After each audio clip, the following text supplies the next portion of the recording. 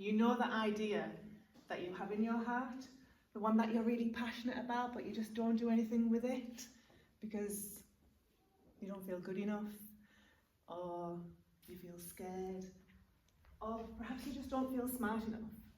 Or maybe you don't have the right education. And the few times that you stepped out to go and do it, you felt that awful, icky, sickly feeling, like your heart pounding in your chest, and it just felt so uncomfortable and awkward, and you were just, never again. Well, welcome to the wonderful world of imposter syndrome. Hi, my name is Amy Cinnamon. I'm a hypnotist and a personal development coach. And I help people get over that awkwardness, that icky feeling, so that we can bypass that imposter syndrome and actually get on with what they wanted to get on with and feel comfortable and confident in their own skin. Now, when we experience imposter syndrome, because a lot of people are like, well, what even is it? Well, essentially, it is beliefs. It's a belief system that has been set down during your early childhood, and beliefs such as, I'm not good enough, I'm not worthy, I don't deserve. All of those beliefs manifest as stress, anxiety, lack of confidence, low self-esteem, that in your voice when you try and speak, that knot in your stomach, the sweaty palms. And that comes about in the moments when we begin to compare ourselves to others. We experience those symptoms of imposter syndrome when we begin comparing ourselves to other people and to their strengths based on their skills. But there's a problem with that. When you base your strengths on somebody else's and what they do, you leave everything behind that is you. And the truth is, you'll never be like them. They'll never be like you, because you're not them and they're not you. It's a reality that we have to face. Now, who was it that said that? Theodore Roosevelt said that comparison is the thief of joy. You actually reminded me of that once when we spoke. I thought, that is a fucking good quote. That is a good quote, and I've remembered it since then. Well, kind of, because I almost forgot.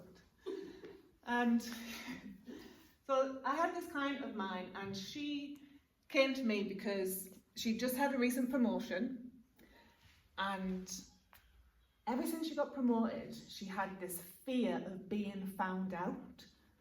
Like she was some sort of fraud, that she was some sort of fake, and somebody at some point was going to call her out on it. So what she was finding, what she was doing was trying to do everything perfectly so she didn't make any mistakes, which meant she'd over procrastinate for hours, days on end, or she would over prepare. That just eventually led to burnout.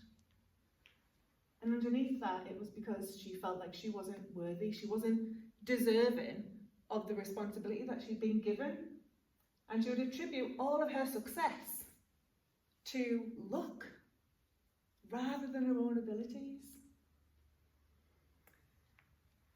And then it came to a point where she recognised that everybody has imposter syndrome at some point in their life. Everybody goes through that process of imposter syndrome.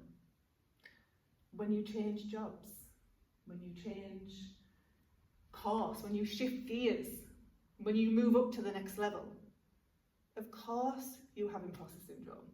Of course you feel like a fake, like a fraud, because you're just learning, you're just starting out. And if you want to get to the next level, you have to act as if you're already there.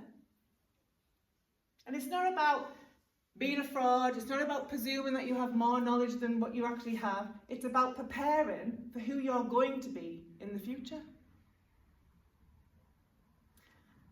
And she began to recognise it as a sign of growth rather than a weakness, rather than that stopper, rather than all the negative, rather than the burnout.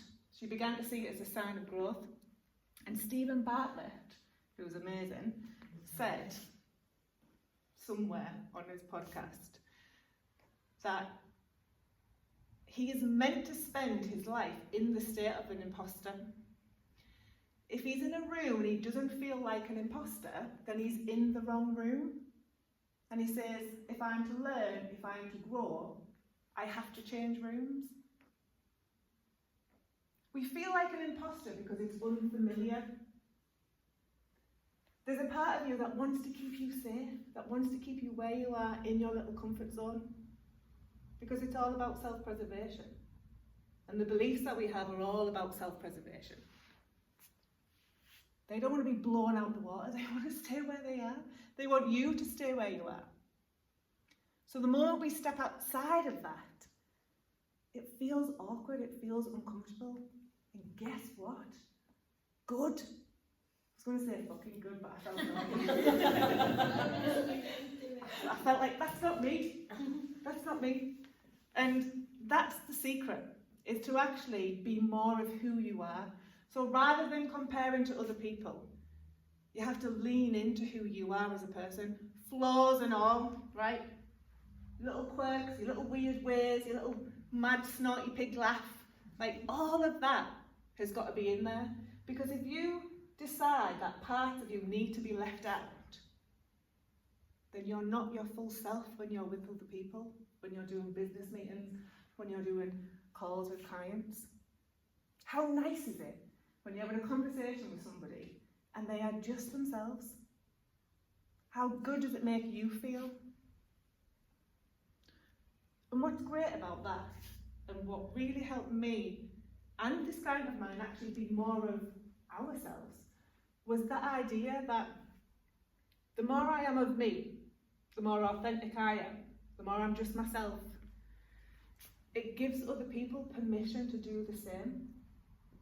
It inspires other people to do the same.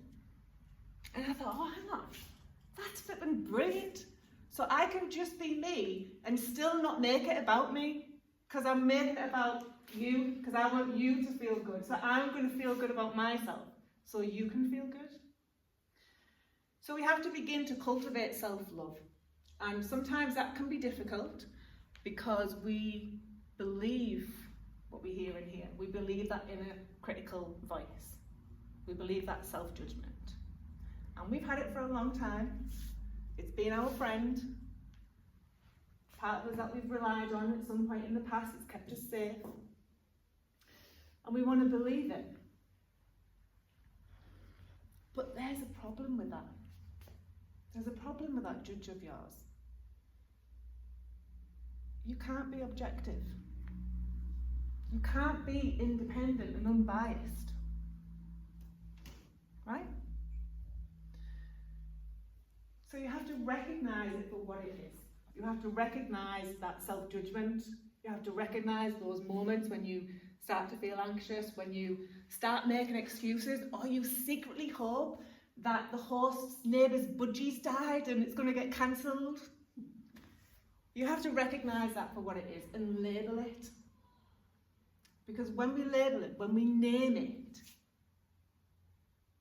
it no longer has control over us, because all of a sudden we can see it.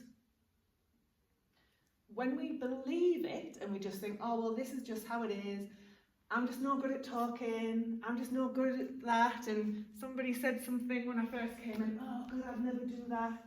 When we just accept that that's just how it is and we believe it, that becomes part of our identity. And we just perpetuate this cycle of negative beliefs about ourselves. Because let's face it, imposter syndrome is just a posh word for insecurities. But we don't like to use that word. We don't like to say the word insecure. So we dress it up. We're very good at that. We overcomplicate it to make it more difficult, because we couldn't possibly then get over it because it's way too complicated. And I'm far too complicated to get over imposter syndrome, so I'll just have to stay with it. And we just keep feeding the same beliefs of I'm not good enough with all of these excuses. So we have to lean into self-love, because when we look at a situation through the filter of the judge, it's all negative. But when we look at a situation through the filter of self-love, compassion, we get a very different perspective. So if you can look at imposter syndrome as a sign of growth, rather than a problem that you have to overcome, which you never will if you're always going to look at it as a problem. Look at it as a sign of growth. It begins to cultivate self-love. It puts you in a position where you have choice.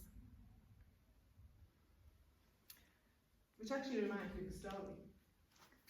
And it's a story that a grandfather shared with his grandchildren.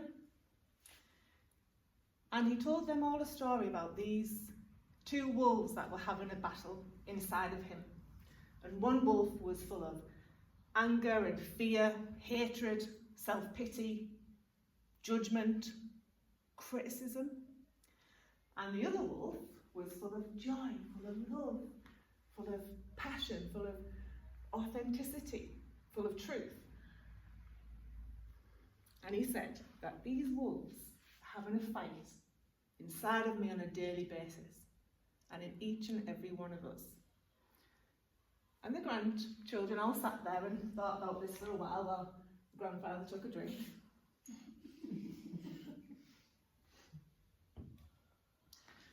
And a little girl turned to him and said, "Well, Grandpa, which wolf will win?" And he took a long silence and then said, "Whichever one you feed." So you have to learn to begin to lean into loving more of who you are and have that as the focus. Because when you learn to shift your mind into that area of growth, you get what Lisa Nichols says all the time, you get comfortable being uncomfortable. That's the secret. And that is the only formula that I've ever found, excuse me, that is the most successful when it comes to overcoming imposter syndrome. Insecurities. I did that the wrong way around. Imposter syndrome. And if anybody needs some help with that, give me a shout.